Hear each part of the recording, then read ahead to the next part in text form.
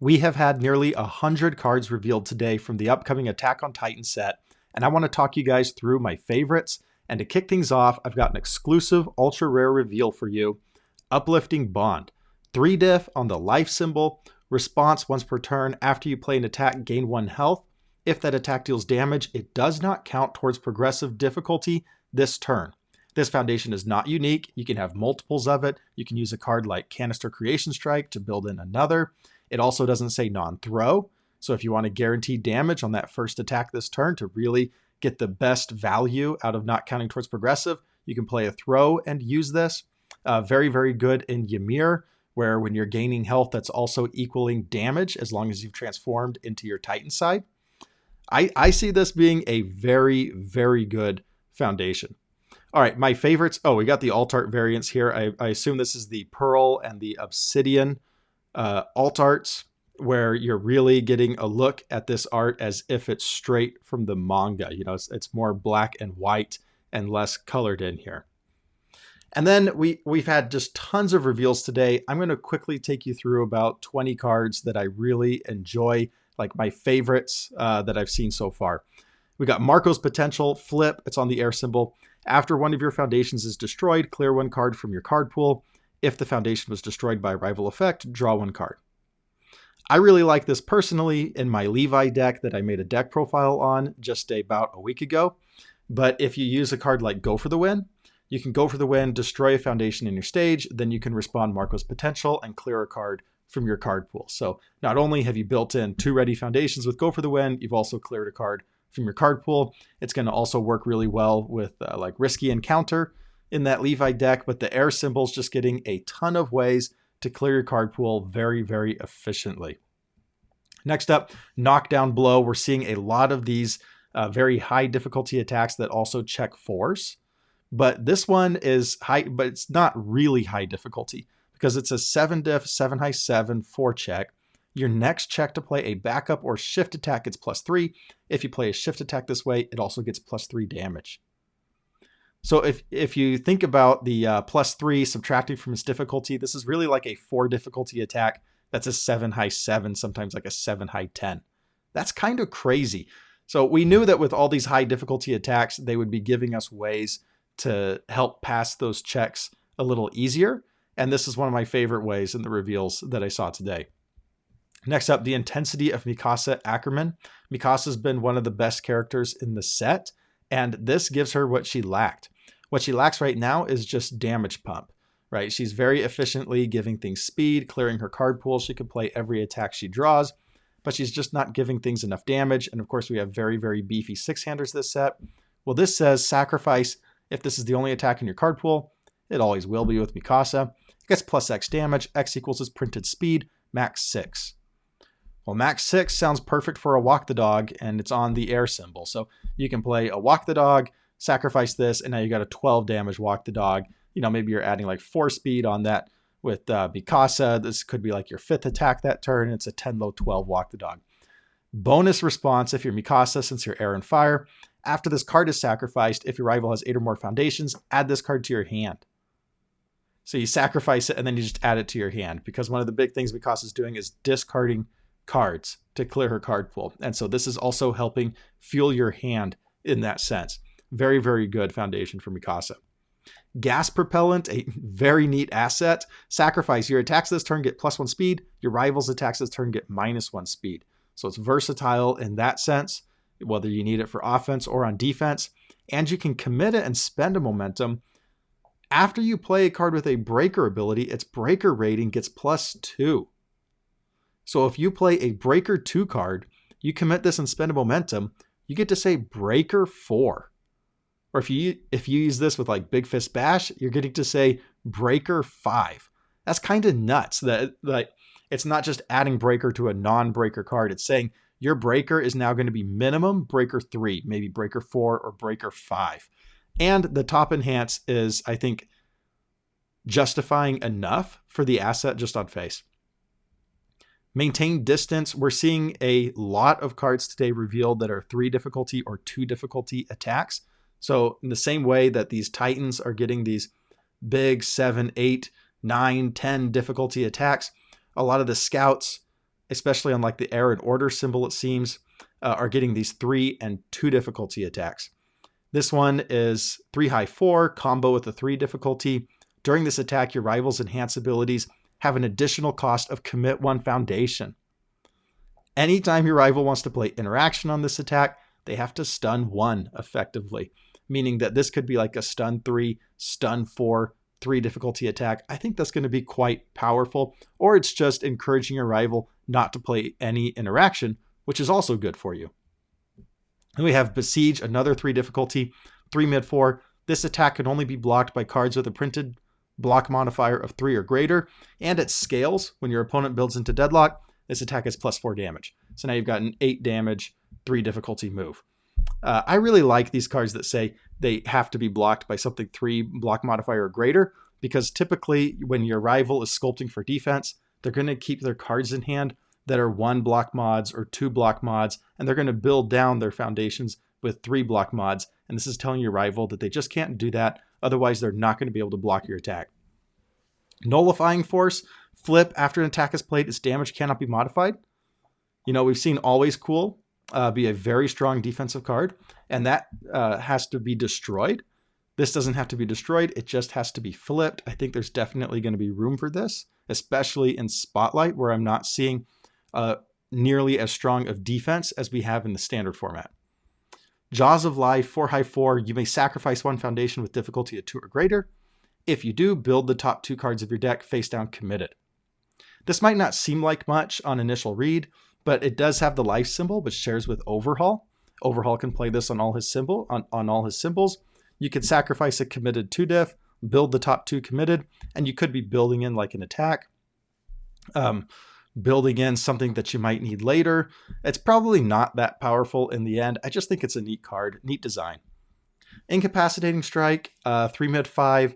Yeah, this is just like a 4 diff that sometimes draws 2.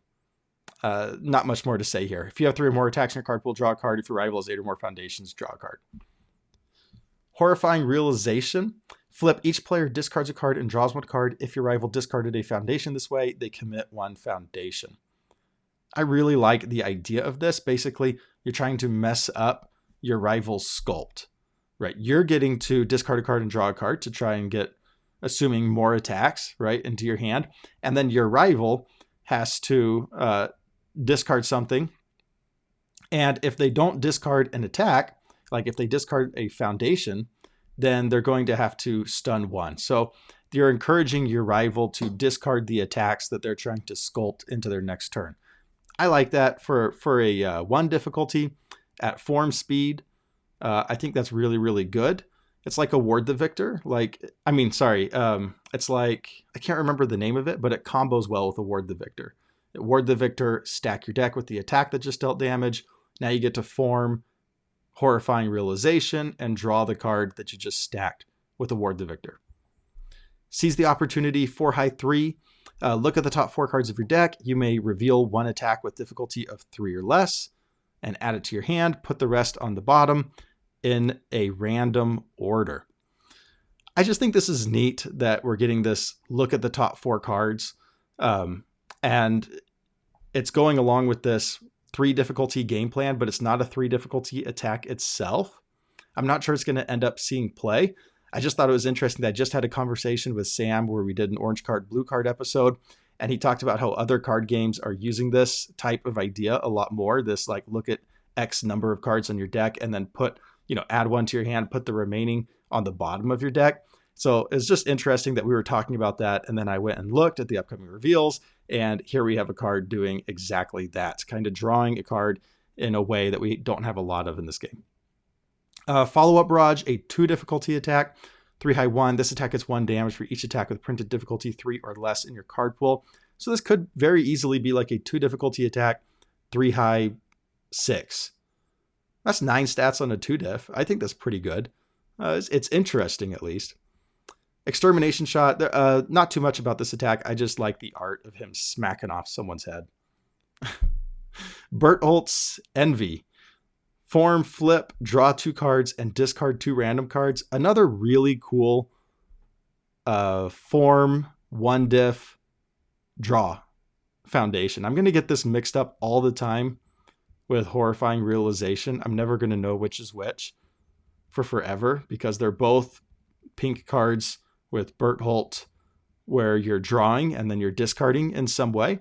But here you're drawing 2 and then discarding 2 random cards.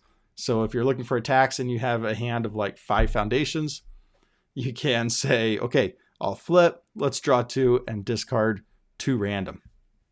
I'm not sure if it's going to be great in the end, but it's at least very interesting. Capture the target. If you have 3 or more attacks in your card pool, ready this foundation. What's neat about this is that typically 1-diff foundations that check 5s, if they re-ready themselves, they typically come with a flip. It says like, if you've committed a rival foundation this turn, ready this foundation and flip it. That's one of those Yu Yu Hakusho 1-diffs. But this is more powerful than that because it can be used over and over. We're not having to flip it. So every turn, if we play 3 or more attacks, we're getting to re-ready this. I think that's going to be very, very playable. Display of Might. It's a 1-diff, 2 high blocks, 6 check. That's already very enticing. And this response is tenacious. Flip, after you play a card with difficulty 8 or greater, draw 1 card. So this is encouraging us to play game plans where we play lots of very, very high diff attacks. When we check it, we can commit this to pass the check, and then we can flip it to draw a card, and it's checking a 6, which is also helping us play these high difficulty attacks. I'm with you. Remove after this card enters your discard pile. During this enhanced step, this attack gets +2 or -2 damage. Characters that mill are going to really, really like this foundation. It's on the death symbol, so it shares with combined firepower. So combined firepower is going to also mill you out, and then you're just adding another 2 damage. When you mill it, it's versatile. So if you're milling on defense and on offense, it can help you out both directions. It's also a 2 low block. I think this is a very, very powerful foundation. Shrewd Observations. After you sacrifice 1 or more foundations, this attack gets -1 speed. I think this is kind of crazy that this 1-diff, it reminds me of incubating a little bit, in the sense that incubating can be like -5 speed over the course of a defensive turn, and Shrewd Observations can also be like -5 speed. Every time you sacrifice, you get to say -1 speed. So even in the course of 1 attack, this could be like -3 speed. When it matters, this is going to absolutely win you games and be the reason that you survive a turn. Crisis of Confidence. I really like the art of Armin here. Form, commit, spend a momentum, freeze 1 rival foundation. If your rival has 8 or more foundations, freeze 2 rival foundations. I just think it's neat that we're seeing freeze become a pretty prominent mechanic again. It seems to be especially around the order symbol in Attack on Titan. And I think that's pretty good. If your rival has 8 foundations, getting to form, commit, spend a momentum, hey, I'm going to freeze 2 of your best things. This is going to give me a really good chance to survive the backswing. Like, this would probably be your final form that you do on your turn. Farewell Between Friends. This is the only 2 check that I saw in the cards being revealed today. For mid-6, your rival reveals their hand. Choose 1 card revealed this way. Your rival cannot play copies of the chosen card until the start of your next turn. So this immediately reminded me of that Yu Yu Hakusho asset. I think it's like Psychic Spirit Glass. I can't quite remember the name of it. I apologize, guys. It is 3 a.m. right now, so my brain is not working as quickly as normal. Bear with me. But I think it's like that Yu Yu Hakusho asset, except that doesn't say until the start of your next turn. I think that's just for your turn. This is saying for my turn and your next turn, you can't play that. So this could be offense, like, hey, you can't play that barrier shield anymore on me. Or it could be like defense, like, oh, you have a Walk the Dog in your hand? Well, guess what? You can't play Walk the Dogs until my turn, your turn, my turn, and then your turn again. Right? Or I guess they could play it on defense on your next turn. But basically for 2 turns, you can't play Walk the Dogs. Imagine if they show their hand and they have 2 copies of a very, very powerful attack. You name that, and now those are just completely blank for the next 2 turns. That's crazy. The fact that it says until the start of your next turn and not just for the rest of this turn is very, very good. Well deserving of the 2 check. Final words, 2-diff form, sacrifice, destroy a rival foundation, your combat phase ends. We're seeing a lot of foundations with form abilities rather than enhance abilities. I always like the strength of forms much more than enhances. Getting to use this as your last form, sacrifice, and then just point and click destroy anything of your rivals, I think is very strong. Draw your swords. Imagine if like you're playing against a Reiner, and they're at 9 foundations. Maybe that's not good because Reiner could transform even on your turn, I suppose. But imagine if you're playing against somebody where like they could transform on their turn, like a Ymir, for example, and then you destroy and you take them from like 8 to 7 foundations or something like that. Draw your swords. I think this is just better def maneuvers, and def maneuvers is already one of the best foundations in the game. It's not as good of a block as def maneuvers, but it says sacrifice a foundation, your weapon attack is +1 damage and gain stun 1. Def maneuvers says +1 damage and +1 speed. I'll always take stun 1 over +1 speed. And then deadlock enhance, your weapon attack gets +1 speed. Very, very strong. Disciplined maneuver, 8 difficulty, 4 check, 6 high 3. Remove, it has stun 2. Remove 3 foundations from your discard pile. This attack is +X damage. X equals the combined difficulty of the cards removed this way. One of the big things about these high difficulty attacks is the fact that they check 4s. I think we're going to see a lot of decks running 4-check tribal deck packages. Basically, they're not going to play any attack that checks a 3 or below. They're only interested in attacks that check 4s. And so they're just going to, like, especially Smiley Titan decks, for example. And the big benefit of playing attacks that check 4s is that your turn 1 builds become super, super consistent. I would say a good 10% of games in Universes are decided by who has the better turn 1 build. And if you play all 4-check attacks, you're just almost going to be able to guarantee that you build every foundation you draw. It's also going to help you get to play a much higher ratio of 3 difficulty foundations. So if you're playing a high ratio of 3 difficulty foundations, then this could very easily be 3 3-diff foundations, and then you're getting +9 damage. So this is going to be a 6 high 12, and it has stun 2, and it's a 1 high block. And then a 7-diff 4-check, 5 low 6, stun 1. This is a little lower stats than the other 7-diff attacks, but it has this blitz ability. Choose a backup or shift attack in your discard pile with difficulty of 7 or less, and then build it.